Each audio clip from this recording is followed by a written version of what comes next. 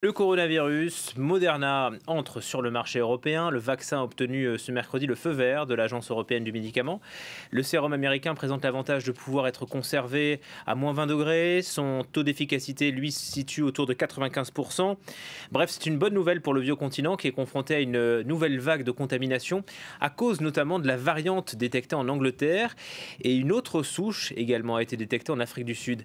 Explication, Julia Siguer. Plusieurs études menées au Royaume-Uni ont conclu au fait que le variant qui a été détecté au sud-est de l'Angleterre en septembre dernier serait plus contagieux. 50% à 75% plus contagieux que le virus habituel, ça correspond à un taux de reproduction du virus de 0,4 à 0,7 supérieur au virus habituel. Alors, selon ces premières études, il serait effectivement plus contagieux, mais pas forcément plus mortel, même si dans les faits, un virus plus contagieux à létalité égale se traduit malgré tout, in fine, par plus de morts et par une pression sur le système de santé accru.